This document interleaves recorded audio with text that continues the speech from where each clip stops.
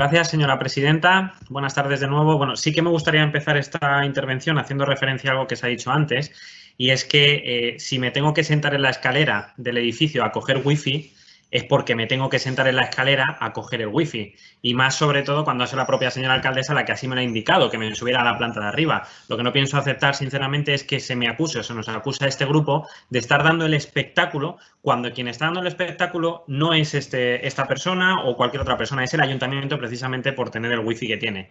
Y no sean demagogos, por favor. Nadie está poniendo en duda la labor de los técnicos informáticos municipales, que demasiado hacen para los pocos recursos que tienen. Y además, también, en este sentido, el concejal de Vox, no hemos sido los únicos que nos ha pasado esto, el propio Mario, concejal de Vox, ha tardado casi una hora en conseguir conectarse y luego en su primera intervención, además, se le ha visto con la imagen congelada, cosa que yo no sé hasta qué punto invalida este pleno. Ya veremos. Pero en cualquier caso, desde luego que no hay mayor ciego que el que no quiere ver. Dicho esto, centrándonos en el tema que se trae a colación. Siempre que hablamos de impuestos, creo que es un tema que puede resultar muy arduo y complicado y en el cual es necesario hacer cierta pedagogía para que todos los ciudadanos entiendan de lo que estamos hablando. Este impuesto, el impuesto sobre el incremento del valor de los terrenos de naturaleza urbana, se conoce más habitualmente como la plusvalía municipal y es un impuesto que tiene además una larga tradición dentro del sistema tributario español, que apareció aproximadamente en los años 10 del siglo pasado. ¿Qué es lo que busca este impuesto? Bueno, este impuesto lo que busca es gravar las rentas, es decir, el dinero que se obtiene o que obtiene una persona que transmite o vende una propiedad a otra persona debido a el supuesto incremento de valor que experimenta ese suelo a lo largo del tiempo. Es verdad que es un impuesto que no está exento de algunas polémicas, como ya se han mencionado, ¿no? La enorme diferencia, por ejemplo, del importe que hay que pagar por este impuesto en base o en función al municipio en el que se reside, o, por ejemplo, hasta hace unos años, en caso de un desahucio, que encima de perder una familia, una vivienda, la familia debía pagar este impuesto por el hecho de transmitir forzosamente el piso a una entidad financiera, a un banco, lo cual resultaba absurdo. Y también es verdad, otra cosa que se ha comentado, que este impuesto presupone que el valor del suelo va siempre increciendo, ¿no? En aumento, lo cual no es cierto en todos los casos. Este es un impuesto que se concibió para contribuir con la ganancia que se generaba por el aumento del valor del inmueble y del terreno en el proceso de compra-venta, pero hay ocasiones y periodos en los que el valor del inmueble baja y, por lo tanto, la persona que vende o transmite es cierto que no está obteniendo beneficios, sino obtiene pérdidas. Y en estos casos también debía abonar el impuesto, lo cual resultaba absurdo, pero sí es verdad que, como ya se ha comentado, varios de estos supuestos ya se han corregido a través de sentencias. Refiriéndonos concretamente a lo que es esta moción.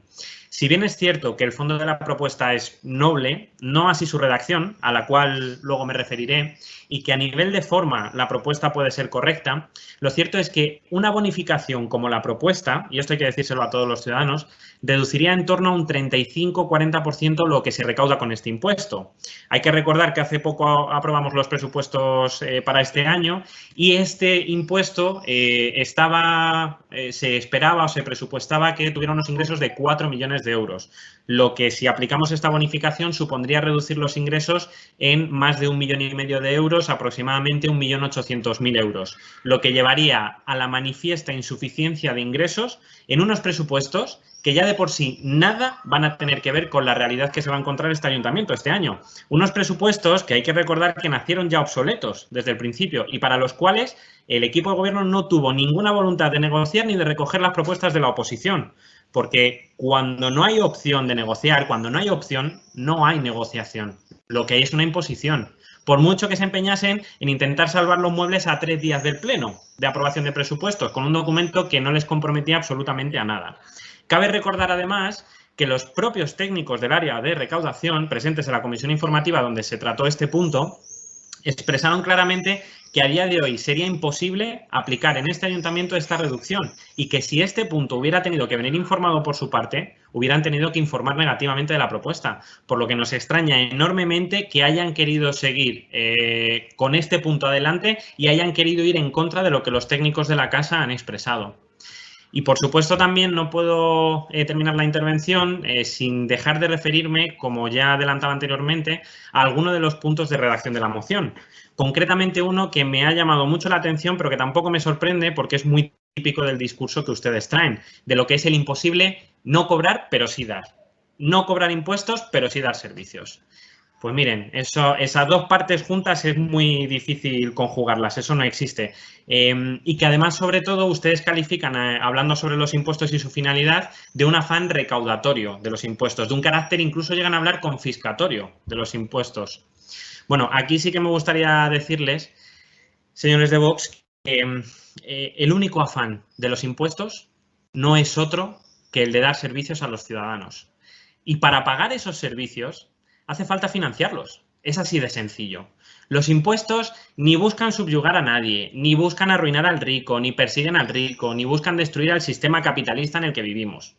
Mucho más sencillo y perentorio que todo esto. Los impuestos lo que buscan es que el que no ha tenido tanta suerte en la vida de nacer en una familia adinerada o de no haber tenido la suerte de nacer en un barrio de urbanizaciones cerradas con seguridad privada, ni de poder ir a un colegio bilingüe privado de 800 euros al mes, o de que sus padres se pudieran permitir pagarle una universidad privada para codearse con la crème de la crème, los impuestos lo que buscan es que estas personas, que somos la mayoría de los españoles, gente de clase trabajadora, podamos desarrollar una vida plena, que podamos llegar hasta donde nosotros queramos llegar y no hasta donde el bolsillo de nuestros padres nos digan que podemos llegar.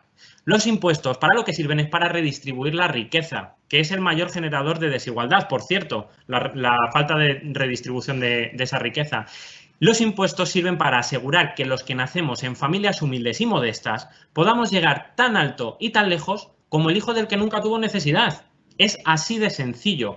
Por lo tanto, y por todo lo dicho, y porque además los recursos de este ayuntamiento son finitos y limitados, y si hay que movilizar dinero, que sea para medidas que favorezcan a todos y a todas, pero sobre todo que favorezcan a aquellos que más lo necesitan, el Partido Socialista va a votar en contra de esta moción. Muchas gracias.